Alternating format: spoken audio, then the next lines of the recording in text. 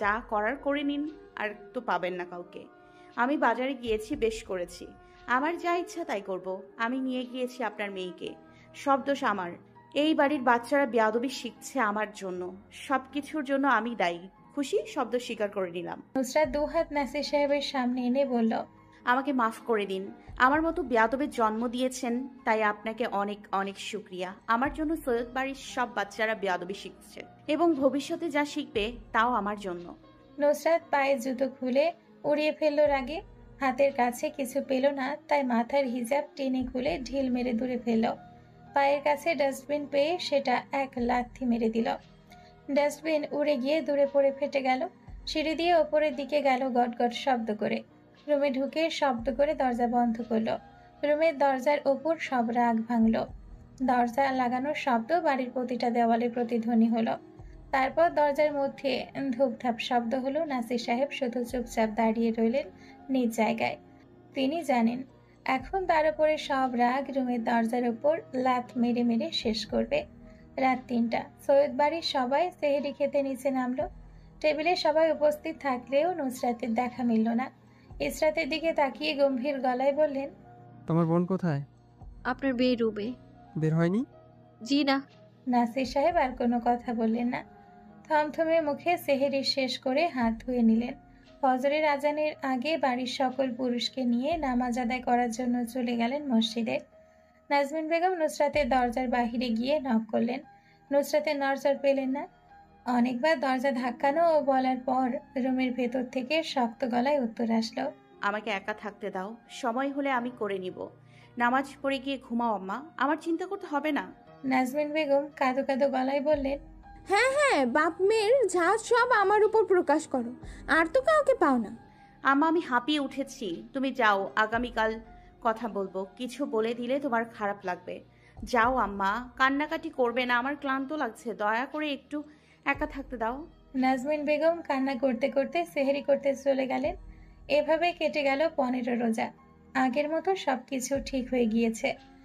নিজ ধারায় সময় চলছে, তার সাথে তাল মিলিয়ে চলছে মানুষজন। বিকেল ৪টা। নাজমিন বেগম নুসরাতকে হাঁক ছাড়লেন। নুসরাত, নিচে এসে কিছু খেয়ে যা, বাড়িতে কেউ নেই, পরে কেউ চলে আসবে। নুসরাত আসলো না। আরো সে রুমে বসে চিপস খেতে খেতে বলল, আম্মা, ক্ষুধা বন্ধ হয়ে গেছে, আগের মতো খাবার রুচি নেই। নাজমিন বেগম আর ডাকলেন না, চিৎকার দিয়ে বললেন, তোর যা ইচ্ছা তাই কর, পরে বলিস না খিদে লেগেছে। আরশ বাড়িতে আসলো বিকেল ৫টার সময়। রমজানের মাস আসার পর থেকে আরশের রুটিন হয়ে গিয়েছে এই টাইমে বাড়িতে আসা। একে একে সবাই এসে যাবে আজানের আধ ঘন্টা আগে বাড়িতে ইফতার করার জন্য। আরশ পা চালিয়ে রুমে যেতে লাগলো। টাই গলা থেকে খুলতে খুলতে রুমে নব মোচড় মারল। নুসরাত ধরপড় করে চিপসের প্যাকেট বালিশের নিচে ঢুকালো। মনে করলো আহান এসছে। হাত দিয়ে মুখ মুছে মুখের খাবার গিলার চেষ্টা করলো। তাড়াহুড়ো করায় চিপস গলায় আটকে কাশি উঠে গেল। আরশ টাই খুলতে খুলতে নুসরাতের দিকে ভ্রুকুচকে তাকালো। নুসরাত মুখ চেপে কাশতে কাশতে চোখে জল চলে আসলো। আরশের কথার উত্তর না দিয়ে বেড সাইড টেবিল থেকে পানির বোতল নিয়ে ঢক ঢক করে পানি খেয়ে নিল। আরশ হাঁ করে তাকিয়ে বলল, এই রোজা ভেঙে ফেললি কেন? তুই রোজা রাখিসনি। হায় আল্লাহ, তোর তো গোনাহ হবে। তুই রোজা ভেঙে পানি খাচ্ছিস, ছি ছি। নুসরাত বিরক্তি নিয়ে চোখ তুলে আরশের দিকে তাকালো। আরশ এখনো শকড থেকে বের হতে পারেনি। হাঁ করে নুসরাতের দিকে তাকিয়ে প্রশ্নের উত্তর পাওয়ার আশায়।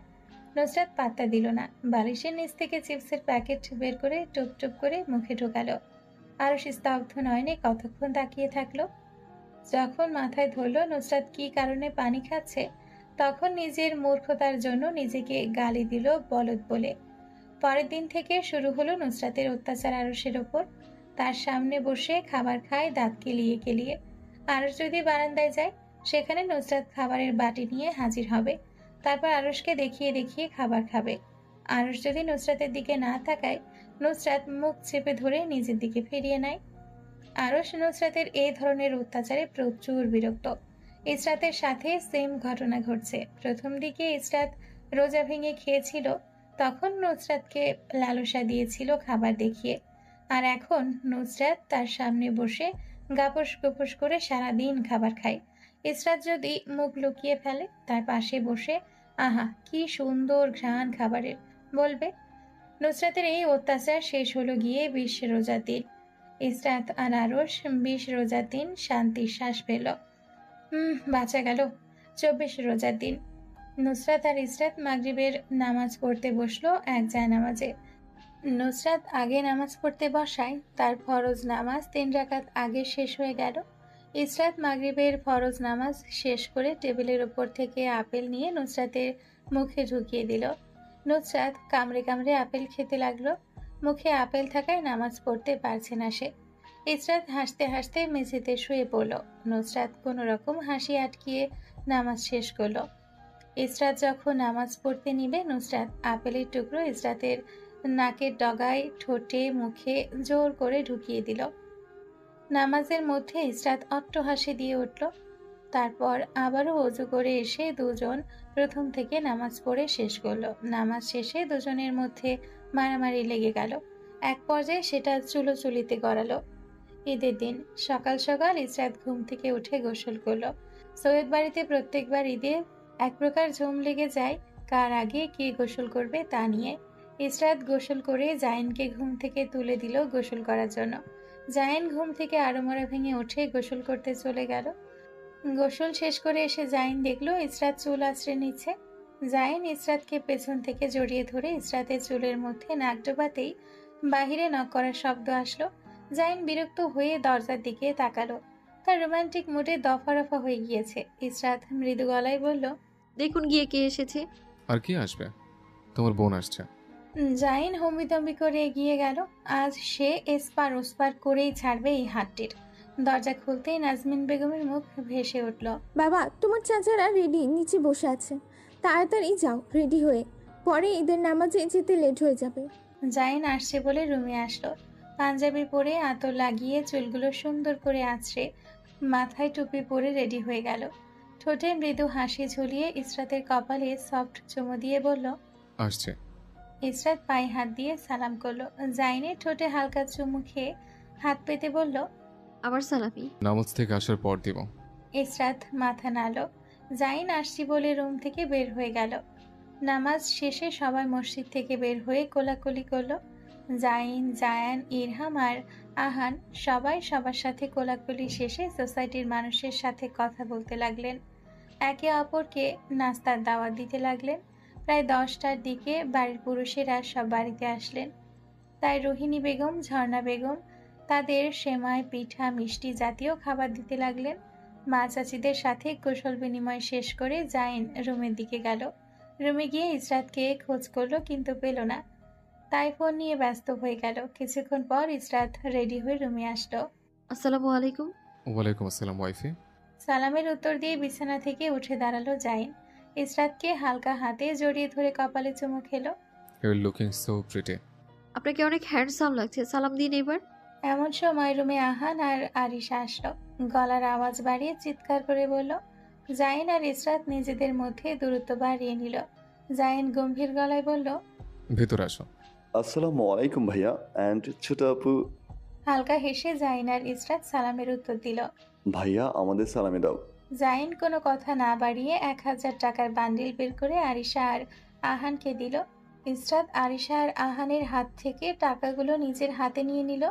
এগুলো চাই আমার। ইসরাত তোমার জন্য আছে, ওদেরগুলো ওদের দিয়ে দাও। না, আমার ওদেরটা লাগবে। তুমি কি শিওর ওদেরটা তুমি নেবে? হ্যাঁ, আমি শিওর। আমি আবার বলছি, তুমি কি শিওর? 110% শিওর আমি। এখানে কত টাকা আছে? 50,000। 50,000। আর আহান, আরিশা, তোমরা দুজন কিন্তু সাক্ষী। ইসরাত বলেছে সে এগুলো নেবে, তাহলে তোমারগুলো ওদের দিয়ে দিই, পরে আমাকে কিছু বলতে পারবে না। ইসরাত মাথা নাড়ল, সে কিছু বলবে না বলে। জাইন আহান আরিশার দিকে তাকিয়ে বলল, আহান, আরিশা, তোমরা এখানে অপেক্ষা করো, আমি তোমাদের জন্য নিয়ে আসছি তোমাদের সালামি। জাইন রুম থেকে বাহিরের দিকে গেল। কিছুক্ষণ পর জাইন একটা বুকেট নিয়ে আসলো, যেটা $100 দিয়ে বানানো। বুকেটতে কমপক্ষে 50টার মতো $100 নোট। ইসরাত অবাক হয়ে তাকালো। যখন বোধগম্য হলো এগুলো জাইন এখন আহান আর আরিশাকে দিয়ে দিবে, তখন আহান আর আরিশা টাকাগুলো ওদের ফিরিয়ে দিল। ইসরাত লাফ মেরে জাইনের পেট জড়িয়ে ধরল। আরিশা আর আহান তারা তাদের সালামি পেয়ে আলগোছে চলে গেল। এখন অন্য ভাইদের কাছে তারা তাদের সালামি পাবে। এবারের ঈদ বেস্ট ঈদ। এগুলো আমার। না, এখন এগুলো তোমাকে দেওয়া যাবে না। এগুলো এখন আহান আর আরিশার। ওদের এগুলোর প্রয়োজন নেই। এখন এসব বললেও হবে না। আগে জিজ্ঞেস করেছি আমি তোমাকে ইসরাত, তুমি না করেছিলে। ইসরাত জাইনের দিকে এগিয়ে গেল। জাইনের ঘাড়ে নিজের 2 হাত পেঁচিয়ে ধরে হালকা করে জাইনের গালে চুমু খেলো। Hubby, yes. Give me this. No. Israt আবার জাইনের আরেক গালে চুমু দিল। ঠোঁট এলিয়ে হাসলো, হেসে বলল, আমারগুলো আমাকে দিয়ে দিন। আমি তো ওদেরগুলো ওদের ফিরিয়ে দিয়েছি। দিতে পারি। এর জন্য তুমি আমাকে কি দিবে? সে আপনি যা চাইবেন। কি চাই? আর আপনার? যখন প্রয়োজন হবে নিয়ে নেব। নাও তোমার সালামি। ইসরাত টাকার বুকেট পেয়ে খুশিতে লাফিয়ে উঠল। জাইনের 2 গালে চুমু খেলো অনেকবার। জাইন বাঁকা হেসে বলল, তুমি যদি আজ ভালো অবস্থায় রুমের বাইরে যেতে চাও তাহলে আর চুমু খাওয়া বন্ধ করো, নাহলে এই রুমের বাইরে যাওয়ার অবস্থায় থাকবে না। ইসরাতের লজ্জায় গা লাল হয়ে গেল। জাইনের পিঠে হালকা থাপ্পড় মেরে বলল, এসব কোন ধরনের কথা? জাইন শব্দ করে হেসে উঠল। ইসরাতের গাল টেনে দিয়ে ল্যাপটপ নিয়ে বারান্দায় চলে গেল। দীর্ঘ রমজানের মাসের পর ঈদের দেখা। এই ঈদের জন্য পুরো মুসলমান সম্প্রদায়ের লোক অপেক্ষায় বসে থাকে। যেমন রমজান আসার 1 মাস আগে রমজানের আমেজ চলে আসে, তেমনি 27 রোজার পর থেকে রোজার ঈদের আমেজ চলে আসে। নুসরাত ঈদের জন্য এত অপেক্ষা করে বসেছিল, কিন্তু ঈদের দিন তার ঘুম ভাঙল সবার শেষে, যখন বাড়ির সবাই নামাজে চলে গিয়েছে। ঘুম থেকে উঠে ঘুম ঘুম চোখে নিচে গেল। সিঁড়ি বেয়ে নামতে নামতে দেখলো আরিশা মায়ের কানের গোড়ায় প্যান প্যান করছে। তাকে আগে ঘুম থেকে তোলা হলো না কেন? নুসরাত একবার তাকিয়ে কিচেনে চলে গেল। নাজমিন বেগম আর লিপি বেগম পিঠা বানাচ্ছেন, আর ঝর্ণা পিঠাগুলো তেলে ভাজছেন। নুসরাত মুখ ধোয়ার প্রয়োজন বোধ করল না। নিজের মালিকানা থাকা কাপ নিয়ে পানি খেলো। বেসিনের মধ্যে গুলি করে মুখের মধ্যে পানি ঝাপটা দিল। ভেজে রাখা পিঠা হাতে নিতে নিতেই হাতের তালুতে গরম লাগলো, তাই গরমে হাত থেকে বাঁচার জন্য পিঠা কাপড়ের মধ্যে পেঁচিয়ে নিল। নাজমিন বেগম এটা দেখে হাই হাই করে উঠলেন। হাত তুলে এসে নুসরাতের পিঠে কিল বসালেন। নুসরাত পিঠে হাত বুলিয়ে ব্যথাতর শব্দ মুখ দিয়ে বের করলো। নাজমিন বেগমের দিকে বিরক্তি নিয়ে তাকালো। লিপি বেগম হাত ধুতে ধুতে বললেন, ঈদের দিন মা মেয়ে মিলে মারামারি শুরু করছিস কেন? খরচরটা কি করছে দেখো বড় ভাবি, পিঠার তৈল নিয়ে কাপড়ের মাঝে মুছে ফেলছে। এই দাগ কি যাবে আর? নুসরাত চোখ মুখ উল্টে কিচেন থেকে বের হয়ে গেল। পেছন থেকে নাজমিন বেগমের হুঙ্কার ভেসে আসলো, কাপড় থেকে ময়লার দাগ না ছুটলে আমি তোকে ময়লার বস্তায় ঢুকিয়ে দিব। নিজে তো কাপড় পানিতে ভিজায় আর পানি থেকে তুলে, কাপড় ধোয়ার কষ্ট কি বুঝবে? নুসরাত দেখলো আরিশা এখনো প্যান প্যান করছে, রোহিণীর সাথে কোনো বিষয় নিয়ে তর্ক করছে। নুসরাত পেছন থেকে গিয়ে আরিশার মাথায় গাঁটটা মারল। মেয়েটা মাথায় হাত বুলিয়ে উফ শব্দ করে উঠল। নুসরাতের দিকে তাকিয়ে বিরক্তির সহিত বলল, কি হয়েছে, মারছো কেন আপনি? বেয়াদবি করছিলি কেন? তুমি তো মেজো আব্বুর সাথে তর্ক করো, তাহলে তখন বেয়াদবি হয় না? নুসরাত গাল টেনে দিল আরিশার। গাল টানলো বলে ভুল হবে, গাল চেপে ধরলো। বেশি কথা বলার জন্য গালে একটা চিমটি কাটলো। নুসরাত মুখ গম্ভীর করে বলল, আমি করলে ওটা অন্য বিষয়। আমি হলাম আমাদের 14 গোষ্ঠীর মধ্যে দ্য গ্রেটেস্ট বেয়াদব। সবাই আমাকে বেয়াদব নামেই চেনে, তাই ওসব তর্ক একটু আধটু করতে হয় জীবনে বেঁচে থাকার জন্য। নুসরাত নিজের বদনাম করতে গিয়ে নিজের গর্বে বুক ফুলিয়ে উঠল। নিজেই নিজেকে বাহবা দিল। সে এত ভালো কেন? বাহবা দেওয়া হলো না আর। নাজমিন বেগম পিঠে থাপড় বসালেন সেই মুহূর্তে। চোখ মুখের বিকৃতি করে বললেন, দেখো ওনার অবস্থা, নিজের কুকিরদের কথা কি গর্ব নিয়ে বলছেন, যেন অ্যামাজন জয় করে এসেছেন। তো এটা আমাজন জয় করা নয় আম্মা। সবাই তো অবেয়াদব হয়ে বেঁচে থাকতে পারে, কত মানুষ বেয়াদব হয়ে নাম কামাতে পারে। আমার জন্য আব্বা আর তুমি দুজনেই তোমার শ্বশুর বাড়িতে ভাইরাল বেয়াদবের মা বাবা হিসেবে শুকরিয়া না করে আরো চিরবির করছো আম্মা। নাজমিন বেগম নুসরাতের ফালতু লজিক শুনতে শুনতে মাথা গরম হয়ে গেল। পা থেকে জুতো খুলে হাতে নিলেন। নুসরাত একবার তাকালো নাজমিন বেগমের জুতোর দিকে। চামড়ার স্যান্ডেল যদি পিঠে পড়ে তাহলে 2 দিন পর্যন্ত ব্যথা থাকবে। নাজমিন বেগম হম্বিতম্বি করে এগিয়ে এলেন নুসরাতের দিকে। নুসরাত দৌড়ে গেল সিঁড়ির দিকে। নাজমিন বেগমের পায়ের গতি বাড়ালো। নুসরাত পা চালিয়ে ওপরে যেতে যেতে শুনল নাজমিন বেগমের চেঁচানোর আওয়াজ, তুই গোসল কর গিয়ে যা। এই ঈদের দিনও আমাকে শান্তি দিলি না। এত কথা তুই বলিস কিভাবে? একটার কথার উত্তর এক কথায় শেষ। না করে 10টা কথা বলিস।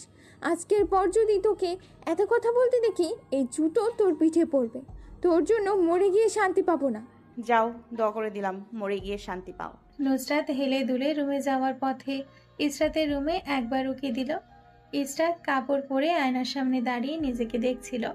নুসরাতের প্রতিবিম্ব আয়নায় ভাসতেই ইসরাত পেছনে ফিরে তাকালো। মৃদু হেসে বলল, ভেতরে আসতে। এখন না, পরে আসবো। সালামি রেডি রাখ বেডি। ইসরাতের কপালে ভাঁজ পড়ল। নুসরাত ইসরাতকে ক্যাচ বলে পিঠে ছুঁড়ে মারল। ইসরাত ক্যাচ করল। নুসরাত ঠোঁট নাড়িয়ে গুড বলল, তারপর হেলতে দুলতে চলে গেল আরুষের রুমে। ইসরাত এখনো বুঝতে পারল না হলোটা কি। তারপর মাথা দুদিকে নাড়িয়ে সবকিছু ঝেড়ে ফেলল। এই পাগলের কারবারে মন দেওয়ার কোনো প্রয়োজন নেই। নুসরাত আরুষের রুমের বাহিরে দরজার নব ঘুরিয়ে রুমে ঢুকলো। সে আসলে আরুষকে ঘুম থেকে উঠে পায়নি বলে নাজমিন বেগমের পিছু লাগছিল এখন। কিন্তু পিছু লাগা যে ভয়ঙ্কর রূপ ধারণ করবে তা তার চিন্তায় ছিল না। এই দুই ব্যক্তিকে জ্বালাতে তার এত মজা লাগে কেন? এই কেন এর উত্তর তার কাছে নেই। ইসরাতটাকে আগে জ্বালাতে ভালোই লাগতো, কিন্তু এখন এটা দিন দিন মহিলা হয়ে যাচ্ছে, তাই এটাকে জ্বালাতে ইচ্ছে হয় না। রাগ না করলে কি জ্বালানো যায়? একদম না। শালি বিয়ে করে অত্যাধিক ম্যাচিওর হয়ে গেছে। নুসরাত নিজের চিন্তা সাইড করে কুর্তি আর কার্গো প্যান্ট নিয়ে বাথরুমে হেলে দুলে যেতে লাগলো। 5 মিনিটের মাথায় গোসল শেষ করে কাঁপতে কাঁপতে বের হলো। বের হতে গিয়ে বাথরুমের দরজার সাথে পা আটকে ব্যথা পেল। চোখ মুখ বিকৃত করে অনুচ্চ স্বরে ব্যথা প্রকাশ করলো। চোখ মুখ কুচকে পা টেনে এসে বিছানায় বসলো। ঠোঁট চোখা করে ফু দিল ব্যথা পাওয়া স্থানে। চোখের কোণে জল জমা হলো, তা আবার নিমিষে চোখের ভেতরে উধাও হয়ে গেল। কিছুক্ষণ পর যখন ব্যথা স্বাভাবিক হলো, লাফ দিয়ে উঠে দাঁড়ালো। মাথায় বাঁধা টাওয়াল খুলল না। 1 ঘন্টার আগে খোলা যাবে না, পরে দেখা যাবে চুল থেকে পানি পড়ে কাপড় ভিজে গিয়েছে। নুসরাত একবার বারান্দায় গেল, একবার রুমে আসলো। ঘড়িতে তাকিয়ে দেখলো সকাল 9:30। 15 মিনিটের মতো বিছানায় শুয়ে গড়াগড়ি খেলো। তারপর উঠে বসে মাথা থেকে টাওয়াল খুলে বারান্দায় নেড়ে দিল। আয়নার সামনে দাঁড়াতেই চোখে ভাসলো আতরের শিশি। নাকের কাছে নিয়ে সুগন্ধি টেনে নিল নাসার অন্ত্রের ভেতর। মনে মনে বলল, আহ কি সুঘ্রাণ। চোখে ভাসলো ছোটবেলা ঝাপসা কিছু স্মৃতি। নুসরাত ভাবতে লাগলো গালে হাত দিয়ে। জুমার দিন নামাজে যাওয়ার সময় নাসির সাহেব আতর তার আর ইসরাতের হাতে লাগিয়ে দিতেন। তারপর নিজের হাতে লাগিয়ে দুজনের নাকে আর কপালে ডলে দিতেন। ঈদের দিনও একই কাজ করতেন। সেসব দিন এখন স্মৃতিমাত্র। কত কি বদলেছে এখন, সময় কাল যুগ সব বদলেছে, সাথে বদলেছে মানুষ। নুসরাতের চোখের কোণে জমা হলো সূক্ষ্ম জল। মাথা ঝেড়ে ফেলে দিল কথাগুলো। ঠোঁট এলিয়ে তাচ্ছিল্যের হাসি হাসলো। শালার মুড দিছে খারাপ করে। চুল কোনো রকম আছড়ে বিছানায় হাত পা মেলে মাঝে শুয়ে পড়ল। নিচে আহানের হইচই শোনা যাচ্ছে। হেলাল সাহেবের বড় গলার কথা কানে আসছে, সাথে শহীদের কথা কানে আসছে। চোখ বন্ধ করে শুয়ে রইল। বিড়বিড় করল নিজ মনে মেয়েটা। আজ শ্যামলা না হয়ে যদি একটু সুন্দর হতাম, তাহলে জীবনে এত ঝঞ্ঝাট থাকতো না। মায়াবী মুখ দিয়ে কি হবে? মানুষ তো সুন্দরের পূজারি। মানুষের কথা কি বলবো, নিজের ঘরের মানুষও তো তাই। নুসরাত নিজেই নিজের মাথায় থাপড় মারল এসব ফালতু চিন্তা করার জন্য। আজকে এসব চিন্তা আসতে হলো।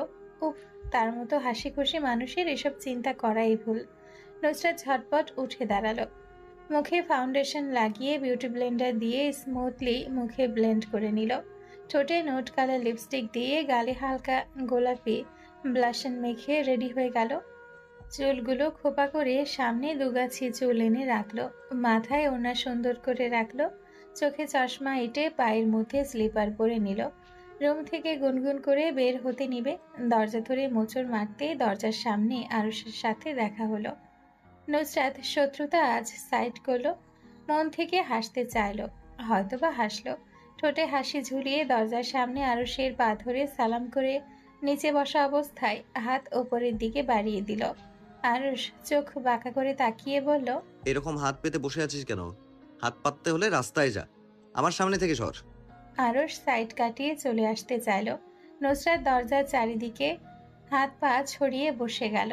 আরুষের কথায় কিছু মনেই করল না। আজকের মিশন হলো কোনোভাবে রাগ করা যাবে না। আরশ নুসরাতকে হাত পা মিলিয়ে দরজার সামনে বসে থাকতে দেখে ভ্রু কুচকালো। চোয়াল শক্ত করে নুসরাতকে ডেঙিয়ে তার উপর দিয়ে চলে গেল। আরশ ওপাশে গিয়ে অধর প্রসারিত করে হাসলো। নুসরাত হতভম্ব হয়ে বসে রইল। কি হলো? কিভাবে তাকে ডিঙিয়ে চলে গেল? এত বড় অপমান সে কিভাবে মেনে নিবে? মেনে নিতে হবে। সালামি পেতে হলে কত কি আত্মত্যাগ করতে হয়। এটা তেমন কি? নিজেকে বুঝ দিয়ে উঠে দাঁড়ালো। আরশের দিকে তাকিয়ে হাসি মুখে বলল, আরুষ ভাইয়া, সালামিটা। আরশ চোখ মুখে অবাকতা নিয়ে এসে এমন করলো যেন ও এই মুহূর্তে আকাশ থেকে পড়েছে। সে বুঝেইনি নুসরাত কিসের কথা বলছে। সালামি কি? আরে আপনাকে সালাম করলাম না, তার সালামি। ও, তুই সালাম করেছিস? হুম, কিন্তু সালাম কোথায় করলি? আমি তো শুনতে পেলাম না। সালাম করেছি, সালামি দিন। আবার সালাম কর। আগেরবার কিভাবে সালাম করেছিস শুনতে পাইনি। নুসরাত চুপচাপ হজম করে নিল। তার তো আরো কাজ আছে। এখনো হেলাল সাহেব, নাসির সাহেব, সোহেদ, জায়ান, ইসরাত, ইরহাম সবার কাছ থেকে সালামি আনা বাকি। এরপরে রয়ে গেল চাচিরা। এই বেটা চক্করে পড়ে এখন লেট হয়ে যাচ্ছে। নুসরাত ঝটপট হাঁটু মুড়ে বসলো, পা ধরে সালাম করলো। আসসালামু আলাইকুম জামাই, এবার সালামিটা দিন। আরশ সালামি দেওয়ার জন্য পকেটে হাত ঢুকালো না। হাত তুলে আড়মোড়ো ভাঙলো। ঈদের দিন সে গালাগালি করে মুখ নষ্ট করতে চায় না, তাই ঢোক গিলে আরশের হেয়ালিপনা হজম করে নিল। দাঁত কামড়ে শ্বাস টেনে নিল। আরশ নুসরাতের দিকে আর চোখে চেয়ে নিল। মুচকি হাসলো। রেগে যাচ্ছে নুসরাত, তার মিশন সাকসেসফুল। আরশ মুখ আবার গম্ভীর করে পা বাড়াতে নিবে, নুসরাত পা টেনে ধরল। আরশ পেছনে ঘুরে তাকিয়ে বলল, কি? সালামি দিন। তাহলে ঘুম থেকে ওঠার পর বললেন না কেন সালাম করার কথা? সালামি না দিলে আজ এখানে আরাফাতের ময়দান হয়ে যাবে। পা ছাড়। সালামি হলে মানুষ নিজ ইচ্ছায় যা দিবে তাই। এখন আমি চাইলে তোকে সালামি দিব, নাই চাইলে নাই। তুই কি কিছু করতে পারবি? নুসরাত আরশের পা ছাড়ল না, ধরে মেঝেতে বসে রইল। আজ তাকে সালামি না দিলে এই পাশে ছাড়বে না। আরশ নুসরাত সহ পা টেনে নিয়ে গিয়ে বিছানায় বসল। আরাম করে শুয়ে পড়ল বিছানায়। নুসরাত সালামি না পেয়ে রাগে আরশের পায়ে 2-3টের মতো চিমটি কাটল। আরশের পা থেকে এক হাত ছাড়িয়ে নিয়ে এসে নিজের পা থেকে স্লিপার খুলে আরশের দিকে ছুঁড়ে মারল। আরশ মাথা সরিয়ে নিল কিছুটা। মাথা না সরালে এই জুতো তার মুখে পড়ত। নুসরাতের দিকে তির্যক দৃষ্টিতে তাকালো। সালামি না দেওয়ার জন্য তুই পুরুষ নির্যাতন করছিস, সেই মন ইউ জামাইয়ের দিকে তুই স্লিপার ছুঁড়ে মারিস। তোর এই অধঃপতন আমি মেনে নিতে পারলাম না স্বামী হিসেবে। নুসরাত শুনল না এসব কথা। মুখ গোমরা করে বসে রইল আরশের পা ধরে। আরশ কিছুক্ষণ পর উঠল ওয়াশরুমে যাওয়ার জন্য। নুসরাত তখনও পা চেপে ধরে বসে আছে। পা টেনে টেনে হেঁটে গেল ওয়াশরুমের দরজার সামনে। নুসরাতের দিকে তাকিয়ে দুষ্টু হাসল। ভ্রু উঁচিয়ে জিজ্ঞেস করলো, তুই কি আমার সাথে ওয়াশরুমে যেতে যাচ্ছিস? নুসরাত কথা বলল না। আরশের পা জড়িয়ে ধরে মাথা ঠেস দিয়ে বসে রইল। আরশ ঠোঁট বাঁকিয়ে হেসে বলল, নিশ্চুপতা সম্মতির লক্ষণ। নুসরাত নড়ল না, পা ধরে বসে রইল। আমার পা ছাড়, ওয়াশরুমে যেতে দে, নইলে এখানে হয়ে যাবে। নুসরাতের ভেতর থেকে কথা বের হলো না। এবার নাক ফুলিয়ে বলল, করে দিন, আমার কি। আরশ নুসরাতের পাশ ঘেঁষে ধুম করে বসে গেল। নুসরাতের হাত পা থেকে ছাড়াতে চাইল, নুসরাত ছাড়ল না। আরশ হার মানল। ওয়াশরুমে যেতে হলে তাকে টাকা দিতে হবে। নুসরাতের হাতে 5 টাকার 2টো নোট গুজে দিল। নুসরাতের 5 টাকা দেখে মাথা আরো গরম হয়ে গেল। রাগে হাতের কাছে কিছু না পেয়ে আরশের পা ছেড়ে দিয়ে পাঞ্জাবির কলার টেনে ধরল। পাঞ্জাবির কলার ধরে টেনে নিয়ে এসে গালে কামড় মেরে দিল। আরশ দাঁতে দাঁত চেপে বসে রইল। নুসরাতের যতক্ষণ পর্যন্ত রাগ মিটল না ততক্ষণ পর্যন্ত গালে কামড় মেরে বসে রইল। ধীরে ধীরে আরশের গাল ছেড়ে দিল সে। আরশ হাসকি গলায় বলল, শেষ? রাগ কমেছে? নুসরাত আরশের গাল খামচে ধরল। চুলের মুঠি ধরে মাথা এদিক সেদিক ঝাঁকালো। নুসরাত শ্বাস ফেলে আরশকে ছেড়ে দিল। আরশ শব্দ করে হেসে নুসরাতের মুখ নিজের 2 হাতের তালুতে চেপে ধরল। গাল ছেড়ে এক হাত চলে গেল কানে লতি বেয়ে পেছনের দিকে ঘাড়ে। হাত দিয়ে নুসরাতের মাথা টেনে কাছে আনলো নিজের মুখের সামনে। গম্ভীর গলায় বলল, আমি একা কেন লাভ বাইট নিয়ে ঘুরবো? কথা শেষ করে নুসরাতের গলার মধ্যে হামলা করলো। সুচালো দাঁতের দংশনে নরম ত্বক কেটে গিয়ে রক্ত বের হলো। আরশের মুখে যখন নোনতা নোনতা লাগলো তখন গলা ছেড়ে দিল। নুসরাত দাঁত কামড়ে বসে রইল। ব্যথা পাওয়ার জন্য চোখের কোণ লাল হয়ে আছে। আরশের গালের দিকে চোখ পড়তে দেখলো কামড়ের দাগ বসে গেছে। আরশ নুসরাতের দিকে তাকিয়ে ফিসফিস করে গম্ভীর গলায়, the mark I left on your neck looks beautiful on you. বল কেন? নুসরাত কথা বলল না। পকেট হাতড়ে 500 টাকার দুটো নোট বের করে আরশের হাতে ধরিয়ে দিয়ে বলল, আপনার মতো গরিবকে আমি সালামি দিয়ে দিলাম। এসব গরিবই কেন আমার ভাগ্যে জুটলো? আরশ নুসরাতের কাজ জড়িয়ে ধরল। কপালের সাথে কপাল লাগিয়ে নুসরাতের মুখে শিহরণ জাগানো শ্বাস ফেলল। নুসরাত ভেতরে ভেতরে কম্পিত হলো, তবুও নড়ল না। স্বাভাবিক থাকার চেষ্টা করলো। আরশ নুসরাতকে জড়িয়ে ধরল বুকের মাঝে। নুসরাত ছটফট করলো ছাড়া পাওয়ার জন্য। আরশ ছাড়ল না। ইসরাত আর জাইন নিচে নেমে বাপ চাচা সবাইকে একসাথে সালাম করলো। সবাই মাথায় হাত দিয়ে দোয়া করে দিলেন। আরশ আর নুসরাত আসলো নিচে। দুজনের অবস্থা দেখে সবাই আঁতকে উঠল। আরশের গালে 1 টাইম লাগানো, নুসরাতের গলায় 1 টাইম লাগানো। দুজনের দিকে হেলাল সাহেব সন্দেহী নজরে তাকিয়ে বললেন, দুজনে কি আবার একজন আরেকজন নাইফ দিয়ে মেরে দিয়েছো? তোমাদের কি কোনোদিন উন্নতি হবে না? আরশ নুসরাত কথা বলল না। পায়ে নখ খুঁড়তে লাগলো মেঝেতে। নুসরাত গম্ভীর মুখ করে নাসির সাহেবকে গিয়ে পা ধরে সালাম করলো।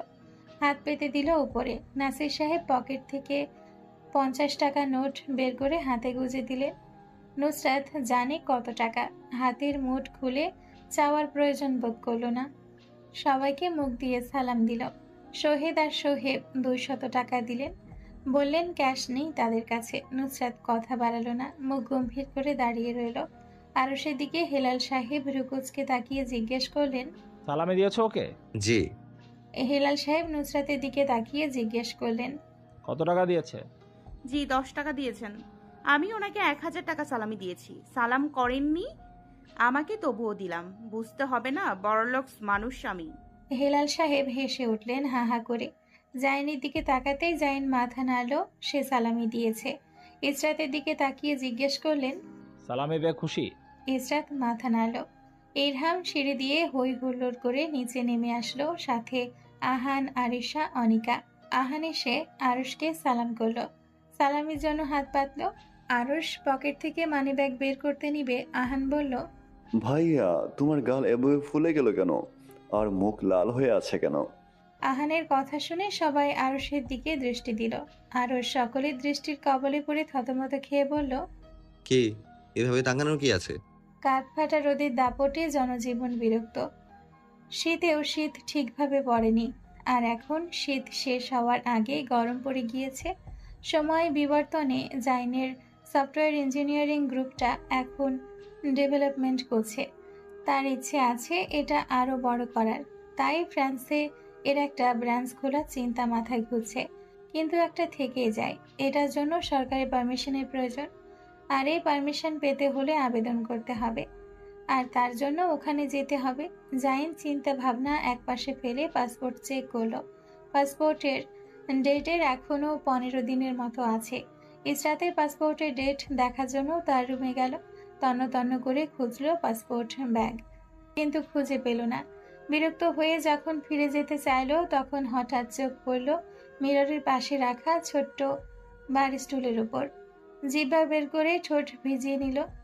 একবার উকি মারল বাহিরে। কাউকে না দেখে বুকের ধকধক শব্দ নিয়ে এগিয়ে গেল ব্যাগের দিকে। ব্যাগের চেন খুলে দরজার দিকে তাকালো, না কেউ নেই। নিজেকে শাসালো, এটা তো নিজের বাড়ি, তুই কেন ভয় পাচ্ছিস? তুই তো আর কিছু চুরি করছিস না জাইন। জাইন ব্যাগ খুলে কাঙ্ক্ষিত বস্তুটি পেয়ে ব্যাগের চেন লাগিয়ে নিজ জায়গায় রেখে দিয়ে নিজের রুমের উদ্দেশ্যে গেল। তড়িঘড়ি করে যেতে গিয়ে ইসরাতের সাথে ধাক্কা খেল। চোখ ফিরিয়ে জাইন সামনে ইসরাতকে দাঁড়িয়ে থাকতে দেখে ছিটকে দূরে সরে গেল। ইসরাত ভ্রু বাঁকালো। জাইনের দিকে সন্দেহী নজরে তাকিয়ে বলল, কি হয়েছে? চোরের মতো কেন করছেন? কি কি চোরের মতো করছে? এই তো চোরের মতোই করছেন। আর আমি আপনাকে নর্মাল একটা কোশ্চেন করেছি, আর আপনি এমন তোতলাচ্ছেন কেন? তো তুমি আমাকে সন্দেহ করছো?